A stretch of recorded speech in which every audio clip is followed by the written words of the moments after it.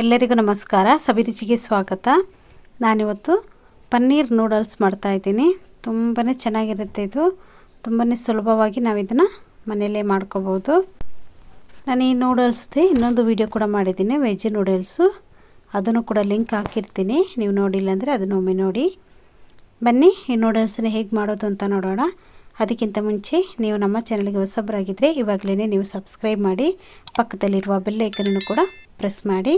ಅದು ಹೇಗೆ ಮಾಡೋದು ಅಂತ ನೋಡೋಣ. ಮೊದಲನೇದಾಗಿ ನಾನಿಲ್ಲಿ ನೂಡಲ್ಸ್ ತೊಗೊಂಡಿದ್ದೀನಿ. ಒಂದು 400 ಗ್ರಾಮ್ ಆಗುವಷ್ಟು ನೂಡಲ್ಸ್ ತೊಗೊಂಡಿದ್ದೀನಿ. ಒಂದು 100 ಗ್ರಾಮ್ ಆಗುವಷ್ಟು ಪನ್ನೀರ್ ತೊಗೊಂಡಿದ್ದೀನಿ. ನೋಡಿ, ಪನ್ನೀರನ್ನು ಈ ಥರ ಚಿಕ್ಕ ಚಿಕ್ಕ ಸೈಜಾಗಿ ನಾನಿಲ್ಲಿ ಕಟ್ ಮಾಡಿ ಇಟ್ಕೊಂಡಿದ್ದೀನಿ. ಇವಾಗ ಇದ್ರ ಜೊತೆಗೇ ಎಲೆಕೋಸು ತೊಗೊಂಡಿದ್ದೀನಿ. ಅದನ್ನು ಕೂಡ ಈ ಥರ ಉದ್ದಕ್ಕೆ ನೋಡಿ ತೆಳುವಾಗಿ ಕಟ್ ಮಾಡಿ ಇಟ್ಕೊಂಡಿದ್ದೀನಿ. ಕ್ಯಾರೆಟು ಒಂದು ತೊಗೊಂಡಿದ್ದೀನಿ, ಅದನ್ನು ಕೂಡ ಇದೇ ಥರ ಕಟ್ ಮಾಡಿ ಇಟ್ಕೊಂಡಿದ್ದೀನಿ. ನೋಡಿ, ಎಲ್ಲವನ್ನು ಒಂದೇ ಥರ ನಾವು ಕಟ್ ಮಾಡ್ಕೋಬೇಕು. ಕ್ಯಾಪ್ಸಿಕಮ್ ಅದನ್ನು ಕೂಡ ಕಟ್ ಮಾಡ್ಕೊಂಡಿದ್ದೀನಿ. ಒಂದು ಈರುಳ್ಳಿಯನ್ನು ಕೂಡ ಕಟ್ ಮಾಡಿ ಇಟ್ಕೊಂಡಿದ್ದೀನಿ.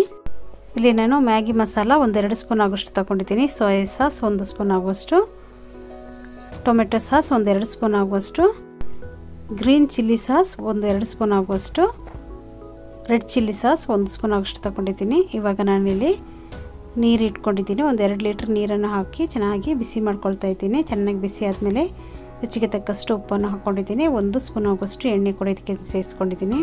ಈ ನೀರು ಚೆನ್ನಾಗಿ ಕುದಿ ಬಂದಿದೆ. ನಾನು ತಗೊಂಡಿರುವಂಥ ನೂಡಲ್ಸನ್ನು ಹಾಕ್ಕೊಳ್ತಾ ಇದ್ದೀನಿ. ನೂಡಲ್ಸನ್ನು ಹಾಕ್ಕೊಂಡು ಮುಚ್ಚಳ ಮುಚ್ಚಿ ಇದನ್ನು ಬೇಯಿಸ್ಕೊಳ್ಳೋಣ. ಮಧ್ಯ ಮಧ್ಯದಲ್ಲಿ ನೀವು ಈ ಮುಚ್ಚಳವನ್ನು ತೆಗೆದು ನೋಡ್ತಾ ಇರಬೇಕು, ಇಲ್ಲಾಂದರೆ ಅದು ಉಕ್ಕು ಬಿಡುತ್ತೆ. ನೋಡಿ, ಇದನ್ನು ಚೆನ್ನಾಗಿ ಒಮ್ಮೆ ಮಿಕ್ಸ್ ಮಾಡ್ಕೊಳ್ಳೋಣ.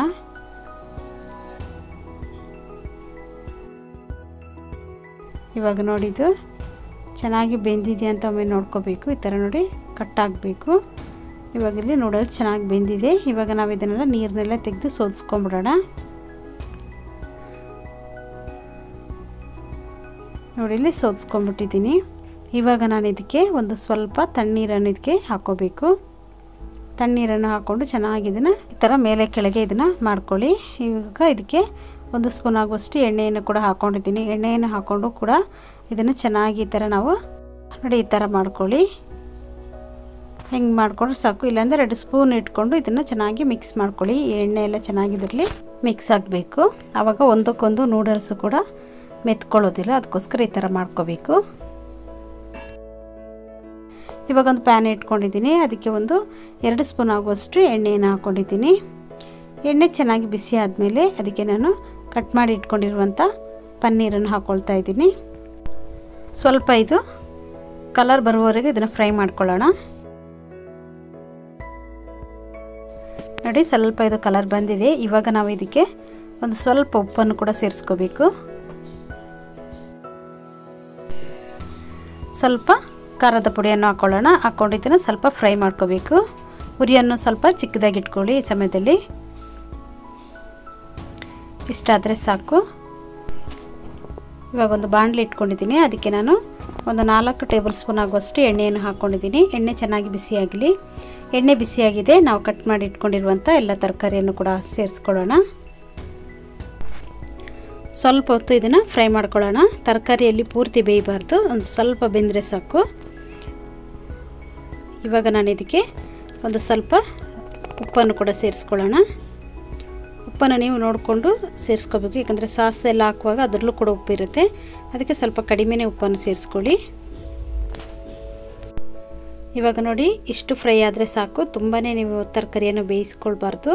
ಇವಾಗ ನಾನು ತಗೊಂಡಿರುವಂಥ ಎಲ್ಲ ಥರ ಸಾಸ್ಗಳನ್ನ ಕೂಡ ಇಲ್ಲಿ ಸೇರಿಸ್ಕೊಳ್ತಾ ಇದ್ದೀನಿ. ಸಾಸ್ಗಳನ್ನ ಹಾಕ್ಕೊಳ್ಳೋ ಸಮಯದಲ್ಲಿ ನೀವು ಉರಿಯನ್ನು ಸ್ವಲ್ಪ ಕಡಿಮೆ ಇಟ್ಕೋಬೇಕು. ಸಿಮ್ಮಲ್ಲಿ ಇಟ್ಕೊಂಡು ಸಾಸ್ಗಳನ್ನೆಲ್ಲ ಹಾಕ್ಕೊಳ್ಳಿ. ಇದಕ್ಕೆ ನಾನು ತಗೊಂಡಿರುವಂಥ ಮ್ಯಾಗಿ ಮಸಾಲೆ ಇದೆಯಲ್ಲ, ಅದನ್ನು ಕೂಡ ಸೇರಿಸ್ಕೊಂಡಿದ್ದೀನಿ. ಅದನ್ನು ಹಾಕ್ಕೊಂಡು ನಾವು ಫ್ರೈ ಮಾಡಿ ಇಟ್ಕೊಂಡಿರುವಂಥ ಪನ್ನೀರನ್ನು ಕೂಡ ಸೇರಿಸ್ಕೊಳ್ತಾ ಇದ್ದೀನಿ. ಸೇರಿಸ್ಕೊಂಡಿದ್ದನ್ನು ಚೆನ್ನಾಗಿ ಒಮ್ಮೆ ಮಿಕ್ಸ್ ಮಾಡ್ಕೊಳ್ಳೋಣ. ಉರಿಯನ್ನು ನೀವು ಸ್ವಲ್ಪ ಚಿಕ್ಕದಾಗೆ ಇಟ್ಕೊಳ್ಳಿ. ಇವಾಗ ನಾನು ಇದಕ್ಕೆ ಒಂದು 1/4 ಸ್ಪೂನ್ ಆಗುವಷ್ಟು ಪೆಪ್ಪರ್ ಪುಡಿಯನ್ನು ಕೂಡ ಇದಕ್ಕೆ ಸೇರಿಸ್ಕೊಂಡಿದ್ದೀನಿ. ಪೆಪ್ಪರ್ ಪುಡಿಯನ್ನು ಹಾಕ್ಕೊಂಡು ಒಮ್ಮೆ ಚೆನ್ನಾಗಿ ಇದನ್ನು ಮಿಕ್ಸ್ ಮಾಡ್ಕೊಳ್ಳೋಣ. ಒಂದು 1/4 ಸ್ಪೂನ್ ಆಗುವಷ್ಟು ಖಾರದ ಪುಡಿಯನ್ನು ಕೂಡ ಸೇರಿಸ್ಕೊಂಡಿದ್ದೀನಿ. ನಿಮಗೆ ಸ್ವಲ್ಪ ಖಾರ ಬೇಕು ಅಂದಾಗ ಮಾತ್ರ ನೀವು ಸೇರಿಸ್ಕೊಂಡ್ರೆ ಸಾಕು, ಇಲ್ಲಾಂದರೆ ಪರವಾಗಿಲ್ಲ. ಹಾಗೆಯೇ ನೀವು ಮಾಡ್ಕೋಬೋದು. ಇವಾಗ ನಾನು ಎಲ್ಲವನ್ನು ಸೇರಿಸ್ಕೊಂಡಿದ್ದೀನಿ. ಇವಾಗ ನಾನು ರೆಡಿ ಮಾಡಿ ಇಟ್ಕೊಂಡಿರುವಂಥ ನೂಡಲ್ಸನ್ನು ಕೂಡ ಇದಕ್ಕೆ ಸೇರಿಸ್ಕೊಳ್ತಾ ಇದ್ದೀನಿ. ನೂಡಲ್ಸನ್ನು ಹಾಕ್ಕೊಂಡು ನೋಡಿ ಚೆನ್ನಾಗಿ ಈ ಥರ ಮಿಕ್ಸ್ ಮಾಡ್ಕೊಳ್ಳೋಣ. ಎರಡೂ ಕಡೆಯೂ ಸ್ಪೂನ್ಗಳನ್ನ ಇಟ್ಕೊಂಡು ನಾವು ಇದನ್ನು ಮಿಕ್ಸ್ ಮಾಡ್ಕೋಬೇಕು. ನೋಡಿ ಇವಾಗ ಇಲ್ಲಿ ಚೆನ್ನಾಗಿ ಮಿಕ್ಸ್ ಮಾಡಿ ಇಟ್ಕೊಂಡಿದ್ದೀನಿ. ತುಂಬಾ ಚೆನ್ನಾಗಿರುತ್ತೆ. ನಾವು ಮನೆಯಲ್ಲೇ ಈ ಥರ ಈಸಿಯಾಗಿ ನಾವೇ ನೂಡಲ್ಸನ್ನ ರೆಡಿ ಮಾಡ್ಕೋಬೋದು. ಹೋಟ್ಲಿಕ್ಕಿಂತ ಚೆನ್ನಾಗಿ ನಾವು ಮನೆಯಲ್ಲೇ ಈ ಥರ ಮಾಡ್ಕೋಬೋದು, ಚೆನ್ನಾಗಿರುತ್ತೆ. ನೀವು ಒಮ್ಮೆ ಇದನ್ನು ಟ್ರೈ ಮಾಡಿ. ಕೊನೆಯದಾಗಿ ನಾನು ಇದಕ್ಕೆ ಸ್ವಲ್ಪ ಕೊತ್ತಂಬರಿ ಸೊಪ್ಪನ್ನು ಕೂಡ ಸೇರಿಸ್ಕೊಳ್ತಾ ಇದ್ದೀನಿ.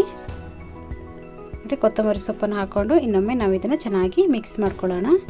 ರುಚಿಯಾಗಿರುವಂಥ ಪನ್ನೀರ್ ನೂಡಲ್ಸ್ ಇಲ್ಲಿ ರೆಡಿಯಾಗಿದೆ ನೋಡಿ. ಈ ವಿಡಿಯೋ ನಿಮಗೆ ಇಷ್ಟ ಆದರೆ ಲೈಕ್ ಮಾಡಿ, ಶೇರ್ ಮಾಡಿ, ಸಬ್ಸ್ಕ್ರೈಬ್ ಮಾಡಿ. ವಿಡಿಯೋ ನೋಡಿದ್ದಕ್ಕಾಗಿ ಧನ್ಯವಾದಗಳು. ನಾನು ಸಬಿ.